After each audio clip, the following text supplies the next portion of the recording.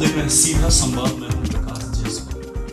Tribal संभाग शहडोल के कुछ अभियान और अनुप्रयोग जहां संभाग के लिए वरदान साबित हो रहे हैं, वहीं पूरे प्रदेश में एक मॉडल के रूप में देखा जा रहा है। और आइए आज हम खास बातचीत करने के लिए, इन्हीं समस्त अभियानों पर बातचीत करने के लिए मौजूद हैं शहडोल संभाग के संभागायुक्त राजीव शर्मा जी से। सर बहुत बहुत स्वागत है आपका। Thank you. ट्राइबल संभाग शहडोल में आपके जो खास अभियान चल रहे हैं वो पूरे प्रदेश में ऐसे मॉडल के रूप में देखे जा रहे हैं। चाहे हम संवेदना की बात करें, चाहे हम ग्राम राजस्व की बात करें, ऐसे तकरीबन आधा दर्जन ऐसी योजनाएं हैं, ऐसे अभियान हैं जो कहीं ना कहीं धरातल स्तर पर क्रियान्वित होने के बाद सरकार की मंशा हो या सुशासन का जो एक स्पष्ट धारणा है वो परिलक्षित नज़र आ रहा है। सबसे पहले सर, संवेदना अभियान जो पूरे प्रदेश में देखा जा रहा है, खासतौर से अभी हाल ही में नीति आयोग ने भी इस पर एक पूरे प्रदेश में लागू करने की एक सहमति जताई है। सर हम जानना चाहेंगे कि संवेदना अभियान है क्या और किस रूप में इसे धरातल स्तर पर क्रियान्वयन किया जाए। शहडोल संभाग माँ नर्मदा की कृपा से सबसे ज़्यादा हरित संभाग है। जितनी हरियाली प्रकृति अपने श्रेष्ठतम स्वरूप में अगर किसी संभाग में संरक्षित है तो वो शहडोल संभाग में है। तो शहडोल संभाग में राज्य शासन की ये मंशा है कि शहडोल संभाग में कुपोषण कम हो।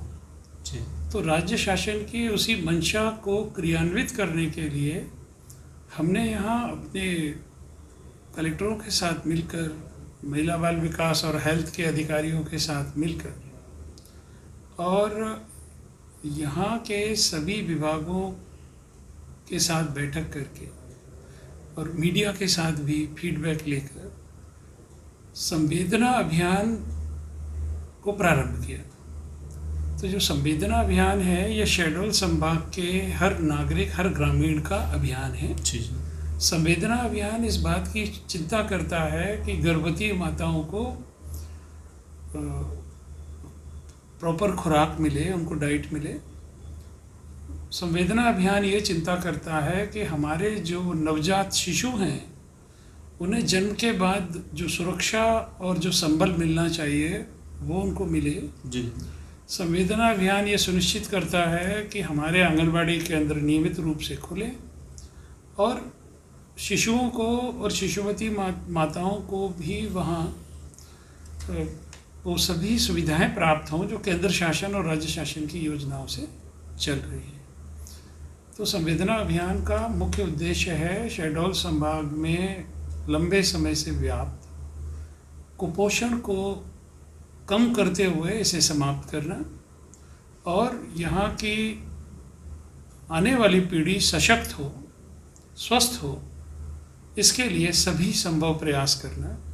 और मुझे बहुत खुशी है कि इन प्रयासों में न केवल हमें आम जनता का और सरकारी मशीनरी का बल्कि मीडिया का भी और निजी क्षेत्र का भी अच्छा समर्थन मिला है। सर अन्य संभाग या अन्य जिलों के, प्रदेश के अन्य जिलों संभाग की अपेक्षा कुपोषण की यदि जो मात्रा के हैं हमारे जो शहडोल संभाग में है, इसको आप किस रूप में देखते हैं? आखिर कुपोषण का सबसे बड़ा कारण और इसके जो बढ़ते हुए क्रम है उसका एक कारण क्या मानते हैं आप? देखिए, उसका कारण यह है कि ये वनवासी क्षेत्र है जी। और वनवासी क्षेत्र होने की वजह से यहाँ की स्थानीय परंपराएं हैं, खान पान की आदतें हैं। बिल्कुल। और समय के साथ नई जीवन पद्धति के साथ तालमेल बिठा पाने की जो सक्षमता होनी चाहिए थी जी, वो सक्षमता हमारे यहाँ पर नहीं थी और ज़्यादातर लोग रोजगार की तलाश में बाहर पलायन करते थे। बिल्कुल। और गर्मी के दिनों में चूँकि ज़्यादातर लोग वनोपज पर जीवित रहते थे। बिल्कुल। तो जब वनोपज कम होती है, खराब होती है, फसलें खराब होती हैं तो गांव के गरीब आदमी का जीवन और अधिक कठिन हो जाता है। तो हमारे संभाग का जो कुपोषण है ये कुपोषण एक पीढ़ीगत कुपोषण हो चुका है कि तीसरी या चौथी या पांचवी पीढ़ी के लोग कुपोषित हैं। तो ये जब ये स्थिति होती है तब फिर जीवन की संभावना घटने लगती है। बिल्कुल बिल्कुल। एक तौर पे इसको ऐसा भी कहा जा सकता है कि जागरूकता और संसाधन का अभाव भी इसका एक बड़ा कारण हो सकता है। निश्चित ही, निश्चित ही। जी। सर, एक महत्वपूर्ण योजना चली थी ग्राम सेवा अभियान, जिसके अंतर्गत विवाचन में काफ़ी ज़्यादा लोगों को इससे लाभ हुआ। ये पूरा जो अभियान था वो धरातल स्तर पर किस रूप से क्रियान्वित किया गया, और इसके लिए कोई एक्शन प्लान या किसी तरीके से ऊपर के कोई निर्देश या आपके व्यक्तिगत जो एक प्रशासन का नज़रिया उस दृष्टिकोण से आपने इसको लागू देखिए, किया? शहडोल संभाग में आने के बाद मैंने पहले यहाँ की स्थितियों को समझा, और समझने के बाद मुझे लगा कि पिछले 2 साल से पूरी सरकारी मशीनरी एक सूत्रीय कार्यक्रम में लगी हुई है जी। कि कोरोना से जो युद्ध चल रहा था, चाहे पुलिस हो, चाहे राजस्व हो, चाहे ग्रामीण विकास हो, स्वास्थ्य विभाग हो, तो सारे विभागों की सारी एनर्जी और सारे संसाधन कोरोना से युद्ध में बिल्कुल लगे हुए थे। जी जी। इस वजह से जो नॉर्मल जो वर्किंग है वो पूरे प्रदेश, क्या पूरे देश और पूरी दुनिया की तरह शहडोल संभाग की भी प्रभावित हुई। चूँकि हमारे यहाँ खेती आज भी जीवन का मुख्य आधार है एक साधारण ग्रामीण के लिए, तो पिछले 2 वर्षों से राजस्व के कामों पर सहज रूप से एक बुरा असर पड़ा। बिल्कुल। तो किसानों के राजस्व संबंधी जो समस्याएं हैं उनके प्रभावी निराकरण के लिए हमने अपने अधिकारियों के साथ बैठक करके और गांव का दौरा करके जो फीडबैक लिया, उसके आधार पर हमने राजस्व सेवा अभियान प्रारंभ किया। और राजस्व सेवा अभियान में मुझे खुशी है कि हमारे पटवारी गांव-गांव गए, उन्होंने B1 का वाचन किया और लोगों के राजस्व संबंधी जो काम हैं उनको निपटाने के लिए पटवारी, राजस्व निरीक्षक, नायब तहसीलदार, SDM, कलेक्टर, सब ने जो है रुचि लेना प्रारंभ किया। लेकिन अनफॉर्चुनेटली बीच में पटवारियों की हड़ताल होने की वजह से राजस्व सेवा अभियान पर की सारी गतिविधियों पर एक ख़राब असर पड़ा। पर अब मुझे खुशी है कि वो उनकी हड़ताल ख़त्म हो गई है, वो दोबारा लौट आए हैं। तो अब मैं ये उम्मीद करता हूँ कि हमारे किसानों की राजस्व संबंधी जो परेशानियाँ थी इनको तेज़ी से निराकरण होगा। सर, ग्राम सेवा अभियान और राजस्व सेवा अभियान, ये दोनों शब्द अलग हैं या सार एक है? देखिए, सार तो एक ही है मेरे सभी अभियानों का कि कैसे भी हो सामान्य नागरिकों की जो समस्याएं हैं वो सरकारी मशीनरी उनको समझे और सुलझाए। बिल्कुल। तो ये तो मैं जो 6 अभियान प्रारंभ किए, तो 6 अभियान का एकमात्र उद्देश्य ये है कि हमारे लोग, चाहे वो शहर में रहते हों, चाहे वो गांव में रहते हों, चाहे वो पहाड़ पर रहते हों या खेत में घर बना के रहते हों, उनके जीवन में जो समस्याएं हैं जिनको शासकीय विभाग सुलझा सकते हैं तो उनको सुलझाएं, उनका जीवन थोड़ा आसान हो। ग्राम सेवा अभियान बेसिकली ग्रामीण विकास विभाग की योजनाओं पर केंद्रित है कि जैसे गरीबी रेखा में किसी का नाम शामिल करना, जी, किसी को आवास मिलना, किसी को रोजगार गारंटी योजनाओं में रोजगार मिलना, जिन्होंने काम किया है उनका समय पर भुगतान होना, गांव में जहां पहुंच मार्ग नहीं है तो वहां पहुंच मार्ग बनाना। मतलब तो जो ग्रामीण सेवा अभियान है वो मेनली फोकस्ड है ग्रामीण विकास विभाग की योजनाओं पर। बिल्कुल। और जो राजस्व सेवा अभियान है वो मेनली मुख्यतः उसका केंद्र बिंदु है किसान। बिल्कुल। और खेती किसानी से जुड़े हुए लोग कि उनकी जो राजस्व संबंधी समस्याएं हैं उनका तेजी से निराकरण हो, चाहे उनको खसरे की नकल चाहिए हो, बिल्कुल, चाहे उनका किसी राजस्व न्यायालय में कोई प्रकरण लंबित हो तो उसको जल्दी से सुलझना चाहिए। बिल्कुल बिल्कुल। सर, अभियान का दौर यहीं पे समाप्त नहीं हुआ। एक अभियान और हमने देखा जो काफ़ी सक्सेस रहा, नगर स्वच्छता या नगर परिषद अभियान, नगर सेवा अभियान। नगर सेवा अभियान। जब हम गांव के अभियान की बात करते हैं, गांव के व्यवस्था की बात करते हैं, और जब नगरीय क्षेत्र में हम वापस आते हैं तो कितनी विभिन्नताएं और कितना कसमोकस भरा होता है दोनों। देखिए, यहाँ सबसे पहला जो अभियान मैंने प्रारंभ किया था वो नगर सेवा अभियान ही था जी, क्योंकि बारिश प्रारंभ होने वाली थी और नगरों की स्थिति क्या थी वो आप सब लोग जानते हैं। बिल्कुल। तो मुझे लगा कि बारिश में लोगों का जीवन वैसे ही बहुत कष्टपूर्ण हो जाता है तो ये ज़्यादा कष्टपूर्ण नहीं हो, और दूसरा कि बारिश होगी तो अगर पानी निकलने का इंतज़ाम अगर नहीं है तो पानी भरेगा। बिल्कुल बिल्कुल। तो लेकिन अगर हमारे नगरीय निकाय पहले से ऑपरेशनल मोड में होंगे, पहले से काम करने का अभ्यास में होंगे, तो फिर वो कम से कम अगर कहीं पानी भर गया है तो मौके पर जाकर वो उसको तत्परता से निकालेंगे। बिल्कुल। तो वो तत्परता से इस काम को करें, तो इसलिए मैंने नगर सेवा अभियान प्रारंभ किया था। और मुझे बहुत खुशी है कि हमारे नगर पालिका अधिकारियों ने, इंजीनियर्स ने और विशेषकर सफाई कर्मचारियों ने बहुत अच्छे से काम किया, और जिसमें नगरीय निकायों के जनप्रतिनिधियों ने भी और नगरों की जनता ने भी, सबने मिलकर बहुत अच्छे से नगर सेवा अभियान को संचालित किया। इतना ज़रूर है कि समस्याएं इतनी बड़ी हैं कि कोई एक अभियान सारी समस्याओं का हल नहीं है। बिल्कुल। लेकिन अभियान से ये फ़ायदा होता है कि जो संबंधित विभाग है वो एक्शन के मोड में आ जाता है, और जनता को भी पता चल जाता है कि अभियान चल रहा है। तो अगर वो अभियान में कोई अगर छूटता है तो वो इमीडिएटली वो अप्रोच करता है अधिकारियों को कि साहब आपका अभियान चल रहा था लेकिन मेरे मोहल्ले में तो कचरा नहीं उठा, या मेरे गांव में तो सफाई नहीं हुई। तो ये उद्देश्य है कि अभियान का एक छुपा हुआ उद्देश्य ये भी है कि ग्रामीणों और नागरिकों के साथ एक ऐसा संवाद करना कि जो संवाद एक्शन पर आधारित है। जी बिल्कुल। सर, निश्चित रूप से सरकार की जो योजनाएं होती हैं, जो सेवाएं होती हैं, अगर आपके कुछ व्यक्तिगत अभियान की बात छोड़ दे तो जैसे नगर अभियान हो गया, ग्रामीण अभियान जो स्पेशली आपने चलाए, एक अभियान चलाने की ही ज़रूरत क्यों पड़ी? क्या ये मशीनरी में जंग लग गया था, या ये पूर्णतः काम नहीं कर रहे थे? और ये पूरे अभियान को धरातल स्तर पर, ज़मीनी स्तर पर उतारने के लिए ये पूरे मशीनरी को किस तरीके से आपको क्लियर करना पड़ा? देखिए क्या होता है कि कोई भी मशीन हो, हर मशीन को मेंटेनेंस की ज़रूरत होती है। बिल्कुल। हर मशीन को ऑयलिंग और ग्रीजिंग की भी ज़रूरत होती है। डेफिनेटली जी। और हर मशीन में कुछ पुर्जे तो ख़राब होते ही हैं। सही। तो उन खराब पुर्जों को पहचानने की भी ज़रूरत होती है और उनको बदलने की भी ज़रूरत होती है। तो शहडोल में आने के बाद मुझे जहाँ जहाँ कमी दिखाई दी और जहाँ जहाँ मुझे लोगों की तकलीफ़ दिखाई दी जी, तो उसके हिसाब से मैंने ये अभियान प्लान किए। और हमारी कोशिश है कि पूरी सरकारी मशीनरी को इस चीज़ के लिए सेंसिटाइज किया जाए कि वो इस बात को समझें कि हम सेवक हैं, और हम किसी व्यक्ति के सेवक नहीं हैं।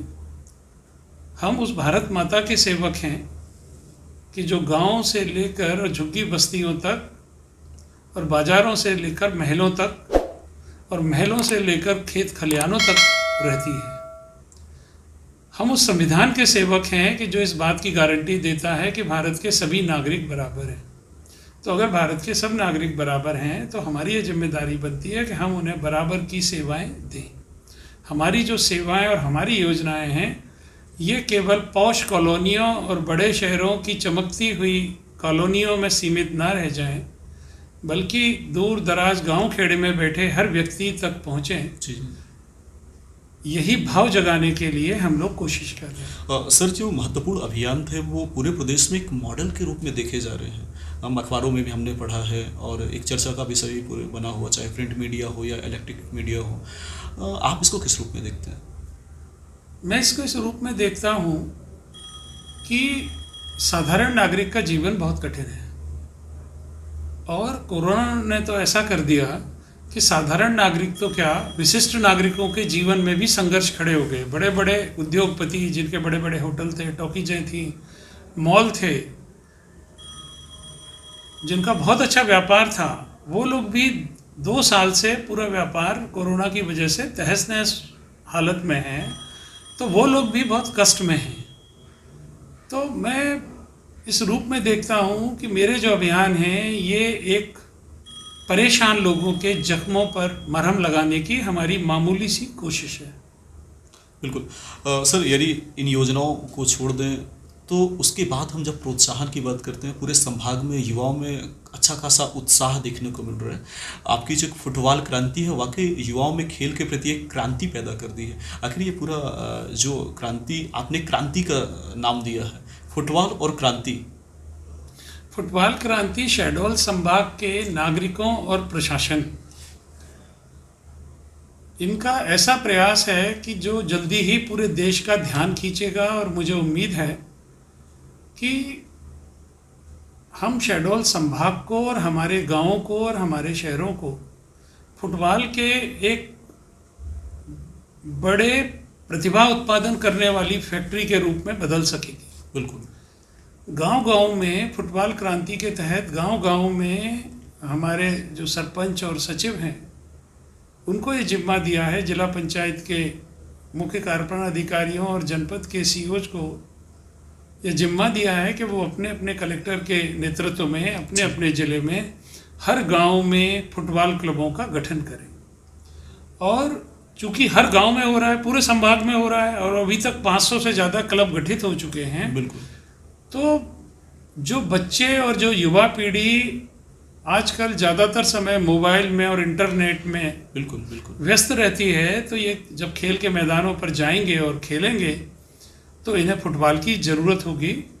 तो हमारा जो फुटबॉल क्रांति है, इसमें हम फुटबॉल का भी प्रबंध कर रहे हैं और इसमें हम खेल के मैदानों का सुधार का अभियान भी हमारा चल रहा है कि जहाँ जहाँ जिन गाँवों में खेल के मैदान नहीं है या जिन शहरों में खेल के मैदान नहीं है, तो वहाँ पर खेल के मैदान बना के, और हम चाहते हैं कि शहडोल संभाग से हमारे ऐसे खिलाड़ी निकले हैं कि जिनको, जैसे पूरी दुनिया पेले को जानती है ना, बिल्कुल बिल्कुल, और पूरी दुनिया बड़े बड़े फुटबॉल के चैंपियंस को जानती है, मैराडोना को जानती है जी, और कितने नाम हम गिनाएं। तो मुझे उम्मीद है कि अगर शाम को कोई विचारपुर चला जाए, हमारा शहडोल से लगा हुआ है, तो विचारपुर के बच्चे इतने प्रेम से और इतने उत्साह के साथ फुटबॉल खेलते हैं कि वो देखकर किसी का भी हीमोग्लोबिन बढ़ जाएगा। तो मैं चाहता हूं कि विचारपुर के उन खिलाड़ियों को फुटबॉल, अच्छी कोचिंग, अच्छा खेल का मैदान और वो सारी सुविधाएं मिलें कि जिससे शहडोल संभाग का हर गांव विचारपुर हो जाए। सर, ये तो युवाओं की बात रही, इसमें कुछ बुजुर्ग हैं, उनका भी एक आशा लगी हुई है आपसे कि आप उनके लिए भी कुछ, उनके स्वास्थ्य के लिए और उनके उत्साह के लिए कुछ करें। क्या किया जा सकता है? बहुत कुछ किया जा सकता है। और शहडोल में बुजुर्ग तो मुझे कोई मिला नहीं अभी तक। मुझे तो यहाँ ज़्यादातर लोग प्राकृतिक वातावरण में रहते हैं, बिल्कुल, तो वो जवान ही दिखाई देते हैं। 70 साल का हमारा आदमी भी अभी अगर हम चले जाएं तो खेत में काम करता मिलता है, बिल्कुल। तो बुढ़ापा यहाँ वर्जित है। और ये जो हमारे, इनको कहना चाहिए कि बड़ी उम्र के जवान, बिल्कुल, तो बड़ी उम्र के जवानों के लिए भी हम बुजुर्गों से तात्पर्य विचारों के, हाँ, उससे भी हो सकता है, तो उनके लिए भी हम कार्यक्रम डिजाइन कर रहे हैं कि उनको भी पूरा आनंद आए। सर, छात्राओं के लिए फुटबॉल तो विद्यार्थियों के लिए हो गया, युवाओं के लिए हो गया, कुछ महिला या बच्चियों के लिए, विद्यार्थी जो है उनके लिए भी आपने कुछ सोचा है? ऐसा है कि जो फुटबॉल क्रांति है केवल लड़कों के लिए नहीं है, ये लड़कियों के लिए भी है। और अगर आप हमारे गांव में जाएंगे तो आप पाएंगे कि वहाँ लड़कियां भी बढ़िया फुटबॉल खेल रही हैं और इसको हम बढ़ाना चाहते हैं और ये बढ़ेगा भी। जल्दी ही मध्य प्रदेश की महिला फुटबॉल टीम में शहडोल की लड़कियां अपना डंका बजाएंगी। इसके अलावा हमारे यहाँ के युवाओं और किशोरों के लिए हम बहुत जल्दी रजा फाउंडेशन के सहयोग से पूरे संभाग में सांस्कृतिक कार्यक्रमों की एक श्रृंखला शुरू करने जा रहे हैं और उसके माध्यम से सभी तरह की प्रतिभाओं को अवसर मिलेगा। चाहे कोई कविता लिखता है, बिल्कुल, चाहे कोई पेंटिंग बनाता है, चाहे कोई मूर्तियां बनाता है, या कोई काष्ठ शिल्पी है, या कोई चर्म शिल्पी है, या कोई बहुत अच्छा व्यंजन बनाता है, बिल्कुल बिल्कुल, या कोई बहुत अच्छा संगीत में, गायन में, वादन में, नृत्य में।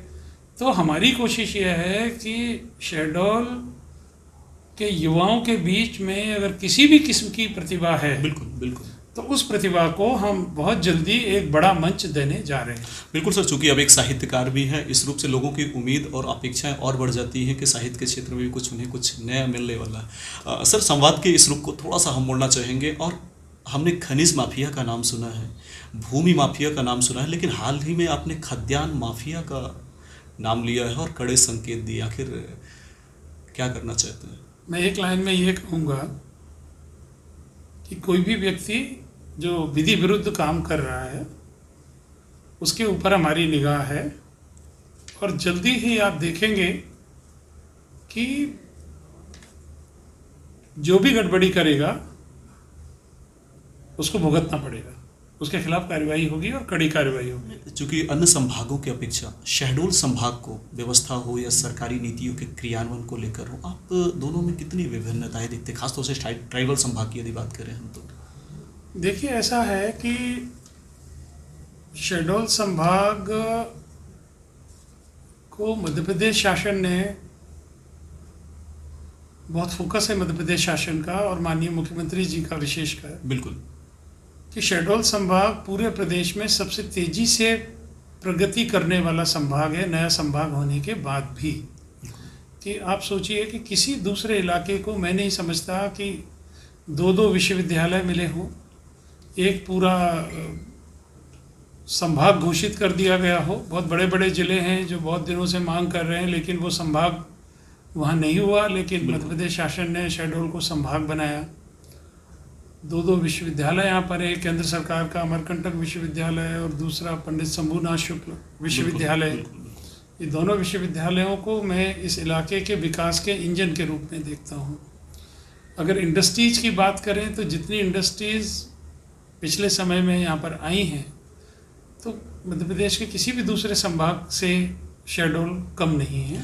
सर, इंडस्ट्री की यदि बात करें हम तो जब भी कोई इंडस्ट्री आती है और जब भी कोई यहाँ पे कोई बड़ा काम होने को होता है तो लोगों में एक उम्मीदें रहती हैं, अपेक्षाएं रहती हैं कि उनको कुछ रोज़गार मिलने वाले हैं, लेकिन हमने कभी देखा नहीं है कि लोगों की जो अपेक्षाएं हैं और ख़ासतौर से जो बेरोज़गार युवा है उन्हें वो चीज़ मिल पाई हो। ये आखिर दिक्कत कहाँ से आती है? या इनके पास ऐसे पोस्टेड नहीं होते, या जगह नहीं होता, स्थान नहीं होता, या ये लोग यहाँ के लोगों को डिजर्विंग नहीं मानते? देखिए, मुख्य बात योग्यता की है, और मैं जो दोनों विश्वविद्यालयों को यहाँ के विकास के इंजन के रूप में देखता हूँ, तो मैं इसी आशा से देखता हूँ। और अभी सरकार ने जो इंजीनियरिंग कॉलेज भी यहाँ स्थापित किया है, जिसका नया भव्य भवन बन के तैयार है,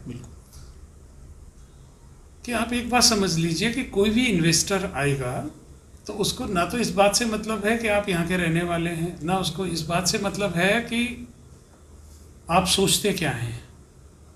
व्यापारी कोई भी हो, वो व्यापार में पैसे लगाता है, पैसे मुनाफा कमाने के लिए। जी। और जिसको भी मुनाफा कमाना है उसको बाजार के साथ प्रतिस्पर्धा करनी होती है, तो उसको काबिल लोग चाहिए होते हैं। बिल्कुल। इंडस्ट्री को हमेशा काबिल तकनीकी ज्ञान वाले लोगों की ज़रूरत होती है। बिल्कुल। तो हमारे जो विश्वविद्यालय और इंजीनियरिंग विश्वविद्यालय और ITI भी है यहाँ पर और पॉलिटेक्निक भी है, तो मैं शहडोल के युवाओं से ये कहूँगा कि देखो, अगर आप अपनी काबिलियत को बढ़ाएं, उस पर ध्यान दें और उसको बढ़ाएं, तो शहडोल के उद्योग तो क्या हैं, अनूपपुर और उमरिया के उद्योग तो क्या हैं, पूरी दुनिया आपका सम्मान करेगी और पूरी दुनिया सर झुका के आपको रोज़गार देगी। बिल्कुल सर। सर, रोज़गार की यदि अपन बात करें तो जो हमारा ट्राइबल संभाग है, इसमें चाहे वन उपज हो या और बहुत सारे रॉ मटेरियल्स हैं, जिनको यदि इकट्ठा करा के अपन एक उद्योग धंधों के रूप में स्थापित करें तो एक अच्छा खासा रोज़गार का अवसर मिल सकता है। ये पहल नहीं हो पा रही है या यहाँ अवसर दिख नहीं रहे, आप इसे किस रूप में देखते हैं? देखिए, क्या होता है कि विकास का काम कभी भी पूर्ण नहीं होता। जी। ठीक है, अमेरिका एक डेवलप्ड कंट्री है, लेकिन इसका मतलब ये नहीं है कि वहाँ पर कोई काम बचा नहीं है। हमेशा ये होता है कि सरकारों ने जितना किया है शहडोल के विकास के लिए, उसने शहडोल का पूरा दृश्य बदल दिया। आज आप शहडोल में जाते हैं तो आपको चमचमाते हुए बड़े बड़े होटल दिखते हैं, महानगरों जैसे। बिल्कुल। ये इस बात का प्रमाण है, आज जहाँ आपको डबल रोड दिख रही है और 4 लेन रोड दिख रही है, आप अपने बड़ों से पूछिए कि यहाँ पर 2 दशक पहले या 3 दशक पहले क्या हालत थी। आज आप शहडोल के दूर से दूर गांव में भी आप जा सकते हैं। बिल्कुल। पहले तो शायद 10 किलोमीटर दूर का गांव जाने में भी आधा दिन खर्च होता था। और खासतौर से अगर बरसात के सीजन में बात करें हाँ, तो काफ़ी नामुमकिन ठीक है जी। कितनी सारी ट्रेन्स शुरू हुई हैं, ट्रेन कनेक्टिविटी बेहतर हुई है, लेकिन इसका मतलब ये नहीं है कि हमारी सब ज़रूरतें पूरी हो गई हैं। ऐसा दिन जीवन में कभी नहीं आता, ना तो व्यक्ति के जीवन में, ना किसी जिले के जीवन में, ना किसी देश के जीवन में, कि जब आपकी सारी ज़रूरतें पूरी हो जाएं। होता सिर्फ इतना है, पहले जो लोग मांग करने आते थे वो मांग करने आते थे हैंडपंप की। अब जो लोग हमारे पास आते हैं वो नल जल योजना की मांग करने आते हैं। बिल्कुल। पहले लोग मांग करने आते थे कि साहब हमारे गांव में प्राइमरी स्कूल खुल जाए। आज जो लोग मांग करने आते हैं वो आते हैं कि साहब हमारे इलाके में हायर सेकेंडरी स्कूल खुलना चाहिए। और जब हायर सेकेंडरी स्कूल खुल जाएगा तो फिर मुझे पता है कि 10 साल बाद वही लोग शायद कॉलेज की मांग करने आएंगे। बिल्कुल ठीक है, तो विकास एक सतत प्रक्रिया है, निरंतर विकास के ढेर सारे काम हुए हैं, लेकिन बहुत सारे काम करने की ज़रूरत है। और जो आपने कहा कि इतनी वनोपज होती है, लेकिन वनोपज आधारित उद्योग नहीं है, इस पर हमारा ध्यान है और हम कोशिश कर रहे हैं कि शहडोल में जितनी वनोपज होती है इसके ज़्यादा से ज़्यादा शहडोल में ही उद्योग स्थापित हों। बिल्कुल।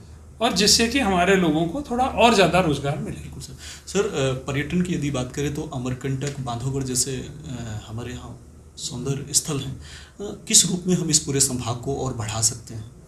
देखिए, हम इस रूप में बढ़ा सकते हैं कि बांधवगढ़ तो एक विश्व स्तरीय पर्यटन केंद्र है और वहाँ पूरी दुनिया से पर्यटक आते हैं। तो बांधवगढ़ में हमें कुछ और सुविधाएं देने की ज़रूरत है और कुछ सरकारों के नीति के स्तर पर भी कुछ परिवर्तन करने की आवश्यकता मुझे महसूस होती है और सरकार उसको करती भी है, किया भी है। लेकिन बांधवगढ़ में वहाँ के पर्यटन उद्योग को बढ़ाने के लिए पहली चीज़ जो चाहिए वो चाहिए कि सुनिश्चित विद्युत आपूर्ति। जो टूरिस्ट आया है अगर उसको बिजली नहीं मिलेगी तो फिर वो इधर आने का नाम जो है नहीं लेगा। और अगर टूरिस्ट को अतिथि देवो भव वाला व्यवहार नहीं मिलेगा तो फिर वो ऐसे इलाके में जाना पसंद नहीं करेगा। जहाँ तक अमरकंटक की बात है तो अमरकंटक में मेरा मानना है कि अमरकंटक में हमें इको टूरिज्म पर ज़्यादा जोर देने की ज़रूरत है।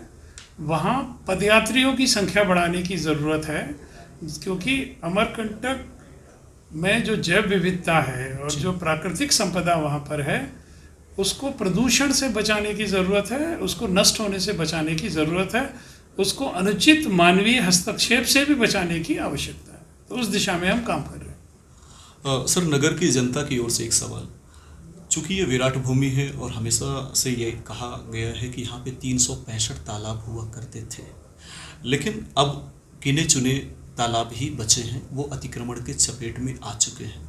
अमूमन प्रशासन कार्रवाई भी करता है, लेकिन वो कार्रवाई अंतिम स्थिति तक नहीं पहुंच पाती। वहीं यदि नदी नालों की बात करें जो नगर के समीप हैं, उन पर भी अतिक्रमण होने के बाद उनका अस्तित्व अब समाप्त होने की स्थिति पे है। ऐसे में प्रशासन का क्या रुख होगा आगे? फिर मेरा रुख बहुत स्पष्ट है।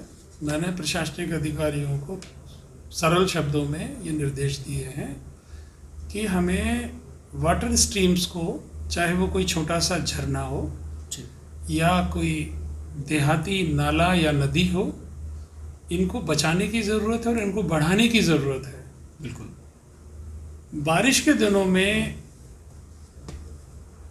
लोग ऑलरेडी बहुत परेशान होते हैं, तो सरकार की पॉलिसी रहती है कि बारिश के दिनों में साधारणतः हम अतिक्रमण नहीं हटाते मानवीय संवेदना की वजह से। बिल्कुल। लेकिन बारिश खत्म होने के बाद जहाँ जहाँ पर भी नदी पर या नाले पर, सरकारी भूमियों पर जहाँ कहीं भी अतिक्रमण है, उसके विरुद्ध अभियान की तैयारी मेरे अधिकारी लोग कर रहे हैं और आप उसको होता हुआ देखेंगे। सर, नगरीय निकायों में भर्ती घोटाले को लेकर आपने कड़ा रुख अपनाया है। ऐसा है कि गड़बड़ी अगर कहीं भी होगी तो आप ये मान कर चलिए कि जो भी दोषी होगा उसके खिलाफ कड़ी से कड़ी कार्रवाई होगी। सर, एक अंतिम सवाल, पलायन को लेकर हाल ही में पुलिस ने बड़ी कार्रवाई की, खासतौर से मुस्कान योजना के अंतर्गत उन्होंने काफ़ी बच्चों को दूर दराज से लेके आए जो दूसरे प्रदेश में पलायन कर जाते हैं। जब उनसे बातचीत की गई तो उनकी मजबूरियां होती हैं, अब उसे हम मानव तस्करी के रूप में लें या ब्लैकमेलिंग के रूप में लें कि बच्चों को ले जाकर बेच देना और कई चीज़ें होती हैं। ऐसे में जो इनकी मजबूरी है इसे हम किस रूप में ले रहे हैं और आगे क्या इनके लिए कोई विशेष प्लान या विशेष योजनाएं? देखिए, हमारा प्लान ये है कि हम शहडोल संभाग में स्वास्थ्य का स्तर सुधारें, बिल्कुल, शिक्षा का स्तर सुधारें और रोजगार का स्तर सुधारें, जिससे हमारे बच्चों को शहडोल में ही, अपने गांव में ही, अपने ज़िले में ही इतना रोजगार मिले कि ये मजबूरी किसी की भी नहीं रहे कि उसको रोटी के लिए बाहर जाना पड़े। सर, एक चीज़ यही से निकल के आती है कि शिक्षा, राजस्व और स्वास्थ्य, हम ज़्यादातर देखते हैं कि ये जो सेवाएं हैं, शासकीय सेवाएं हैं, वो इसलिए लोगों को नहीं मिल पाती क्योंकि इसकी एक जो बॉडी होती, इसके जो कर्मचारी होते हैं वो हम अमूमन संभागीय मुख्यालय में या शहर में निवास करते हैं, जिसकी वजह से ग्रामीण स्तर पर, धरातल स्तर पर, ज़मीनी स्तर पर वो सेवाएं लोगों को नहीं दे पाते। ऐसे में क्या एक कोई कार्रवाई की दरकार है या कोई इंस्ट्रक्शन आपने दिए हैं कि जहाँ जिसकी ड्यूटी है वो वहीं रह के सेवाएँ दे? ऐसा है कि मेरा एक सूत्री कार्यक्रम है कि लोगों को बेहतर सेवाएं मिलें, और वो बेहतर सेवाएं लोगों को देने के लिए ही इतने सारे अभियान प्रारंभ किए गए हैं। और आप ये मानेंगे कि इन अभियानों के बहाने शासकीय आदमी भरी बारिश में भी गांव में गया है और वन क्षेत्रों में भी गया है, तो लोगों को बेहतर सुविधाएं देने के लिए जो भी आवश्यक होगा वो किया जाएगा। तो आप देख रहे थे कि निश्चित रूप से जितने भी अभियान और जितने भी योजनाएं चली, जहां वो शहडोल संभाग के लिए वरदान साबित हो ही रहे हैं, लेकिन पूरे प्रदेश में उन्हें मॉडल के रूप में भी देखा जा रहा है। ये बहुत बड़ी बात है और निश्चित रूप से हम सबकी कामनाएं हैं कि ऐसे जो महत्वाकांक्षी योजनाएं हैं, जो जनता से सीधे तौर पर जुड़ी हुई योजनाएं हैं, वो प्रदेश नहीं बल्कि देश स्तर पर उसको लागू किए जाए। और उसके अलावा जो महत्वपूर्ण चीज़ें हैं तीनों ज़िलों को लेकर, उस पर भी संभागायुक्त साहब ने कड़ी रूप पर उन्होंने कहा है कि ऐसे योजनाओं का क्रियान्वयन निश्चित रूप से किए जाएंगे। और ख़ास तौर से उन्होंने जिस तरीके से खाद्यान्न को लेकर बातें कही हैं वो भी अपने आप में एक बड़ी बात है। सर, आपसे बातचीत करने के लिए और तमाम योजनाओं को विस्तारपूर्ण समझाने के लिए आपका बहुत बहुत धन्यवाद। Thank you. Thank you.